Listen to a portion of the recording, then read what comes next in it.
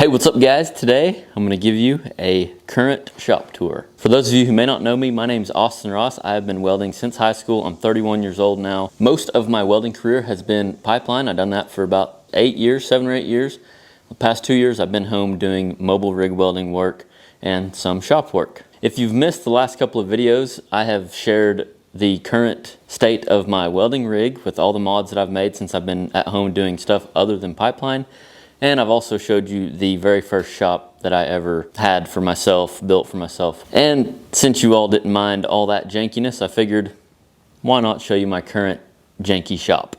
And I say janky because I don't love the state that my shop is in. It's messy. I need a lot of organizational stuff, but we have a lot going on and it just has not made it up the priority list, but it's functionable. It's been working, so let's take a look. Okay, just so you can get an idea of the size of this current shop that I work out of, this is a 24-foot deep by 30-foot wide structure, 7-foot tall doors, 3-car garage essentially is what the previous landowner built this for. I'm pretty sure anyway. I mean, that's what it is. It's a 3-car garage. I work out of a 3-car garage right now. It's not really a shop, but we had this structure and this other structure on this property whenever we moved here, and this had the most floor space, and at the time it just made most sense for me to work out of this one versus that one over there. It's a little bit smaller in square footage. So 7-foot tall doors, barely tall enough to fit my welding truck in.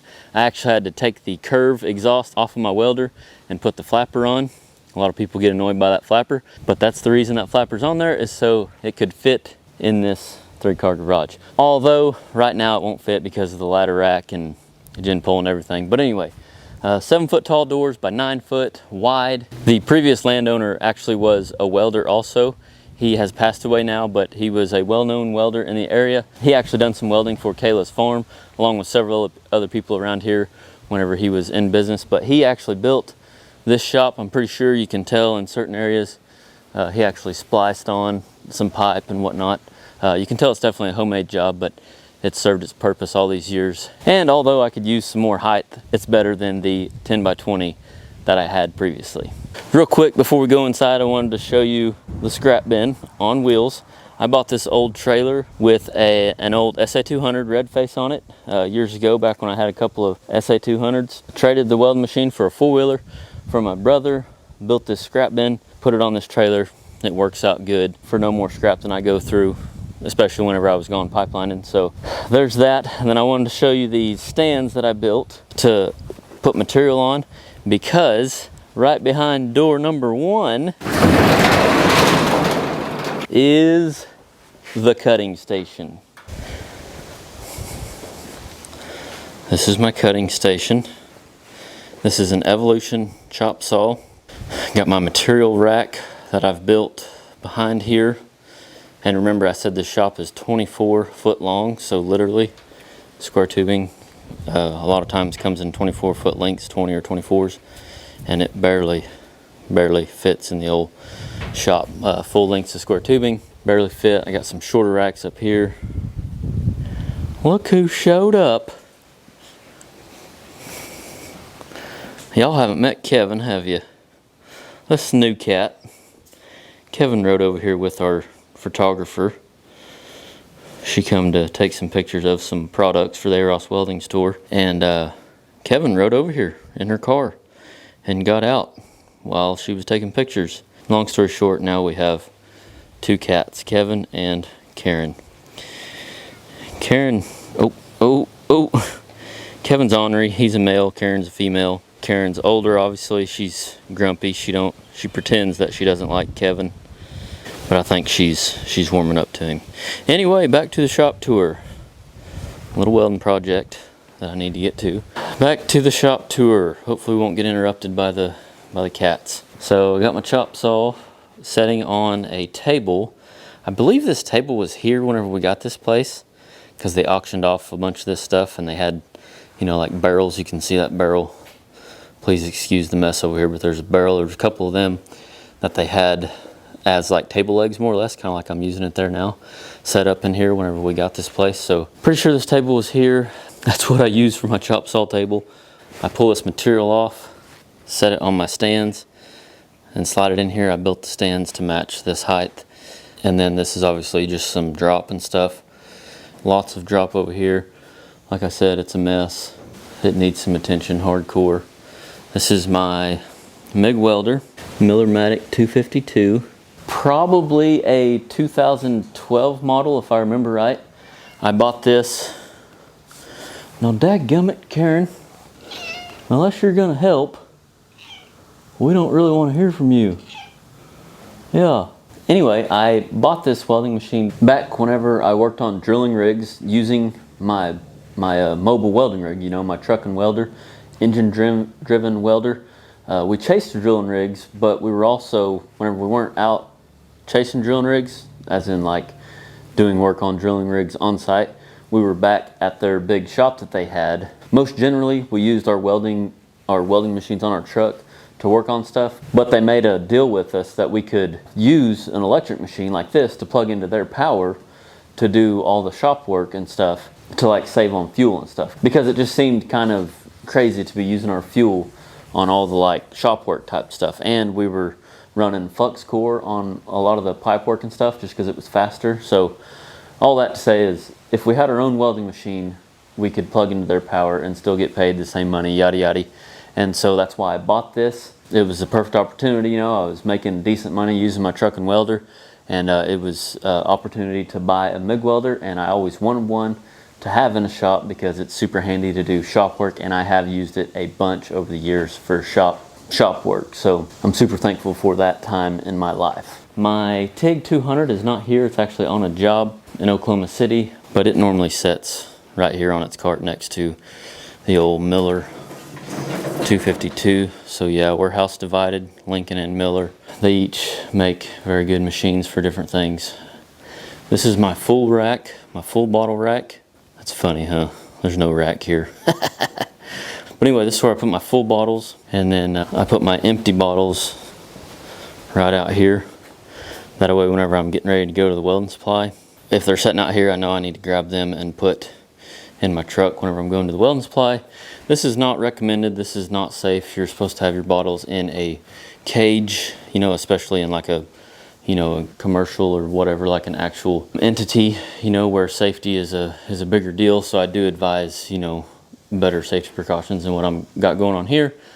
This here, I wanted to show you this table before I showed you this table, because this table is the very first table. I will throw in some pictures of the first shop that I worked out of. This is the very first table that I had in that shop. I've made modifications on it. I've put some cross members in here and stuff, but this was the very first fab table that I ever worked out of in that 20 by 10 shop.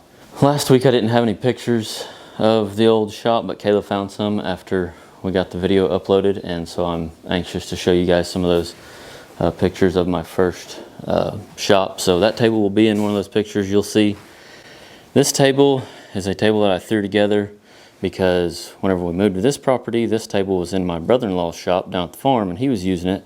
So I didn't want to just rob it from him because I was using his shop at the time, and you know, we share stuff or whatever. So it was being used, so I didn't want to take it. So I took this old lid. This is an old, it's got an X brace in it. It's got an X brace in it, so it's not flat, so it's not an ideal fab table. But in this shop, I didn't have anything but this little bench area back here, and it's only like, it's covered up, obviously. You can see, we'll get to that here in a minute. So I took some pipe from this property here. You can tell it's painted white. We took some fence out on this property, and I cut them for my legs, and then I just threw this lid that was broke for the whatever project. I believe it was for my brother-in-law's skid one time for one of his trucks. That was the lid, but it was the wrong size. So it had just been sitting around. I just took it and welded it on top of these legs. Put me some pipe here to hold my MIG gun. This is my TIG wire that's usually on my TIG 200 rig, but I'm not doing any TIG on that job in the city right now, so I just took it off. These are some air fresheners that we're trying out. I absolutely love good smelling stuff. I love air fresheners. We're thinking about carrying them in the arosswelding store. So Kayla ordered a bunch of different samples and stuff for me to open up and smell out here in my shop, because she gets real bad migraines, so she can't deal with this the strong smells and stuff. So anyway, that's what those are. So let me know if you're interested in air freshener. We're always liking to add new things to the shop. And I like good smelling stuff, and maybe you do too. What's your favorite air freshener smell? Let me know in the comments below. So there's that table. There's a backdrop that some of you probably noticed that I filmed in over in the Industrial Tradition or Welding store next door. All right, next we have the drill press station. This is an old vise that I actually had on my first welding truck, my 95. It's a cheap little old vise. I really need to get a better one here in this situation. In fact, it does not work backwards. See how it's not opening up? You gotta pull it to open it up, but it does shut like it's supposed to. And so anyway, I put this here and I actually use it for my mag drill area. This is a mag drill here. This is actually my brother-in-law's, but I'm borrowing it because mine's in the shop. This is a good mag drill. Side note, this is a good mag drill, but I also use a Hogan brand, and Hogan's a good brand also. But anyway, I set that right here. I welded this plate on top of the vise, and I just clamp like flat or whatever in here and use my mag drill. So that's my drill press mag drill area. This is a workbench, got some tools there. This is an absolute disaster. Got some odds and ends, extra regulators and stuff here, welding rod, hammers, files, bolt cutters, grinding discs, different power tools, bandsaw, jigsaw, hammer drill, a couple of extra grinders, all grinding discs underneath. Got my little planning area, got some paper towels, got my blue book here for when I'm figuring stuff, got a calculator. This is kind of like, I guess you could call it kind of like my office. So it's a complete disaster. I really don't just enjoy sharing this mess, but I mean, the fact of the matter is it's real life. So this is what I'm working out of right now. That is pretty much it for the main shop tour. These are the only two bays that I use as far as welding wise. This over here, this bay, is essentially storage. There's a deep freeze there, gardening stuff on this rack. Well, except for my oxygen acetylene cart. I actually built this cart out of some welds. This was dumb. I thought it was a good idea at the time, but check it out. So I cut these welds out of a piece of pipe. These are my welds. And although that's like different, it's not practical when it comes to rolling. I mean, it works just fine. Like, it rolls just fine, but it kind of like, you're like always riding on a bumpy road. So I really don't advise that. But anyway, made these wheels out of some pipe welds. And that's a pretty neat story, I guess. But that's homemade cart that I built for the shop here, my oxygen acetylene cart. Other than that, all this bay is pretty much storage. This area back here has got a lot of like different tools and stuff. Oh, and my charging station is right here for my drill batteries and stuff. But anyway, all this table like right here has got stuff laid out on it because Kayla and I started to organize my shop essentially. And so this is in the process. This is storage / process of organizing the shop. So it's a mess, but it's a work in progress. There's a little fab table. I don't know if Kayla's posted it to the store or not, but fab table that goes on a jack stand. Speaking of jack stands, some of you might be wondering what I build, big stuff in, since I don't have a big, nice fab table. I use jack stands. That's like an old school way of doing stuff. A real affordable way of doing stuff is just setting up jack stands and making your jack stands level, making your project level in your jack stands. But one day I do hope to have one of them fab tables with the holes in them so I can lay out like a big gate or, whatever, just to make, life a lot easier.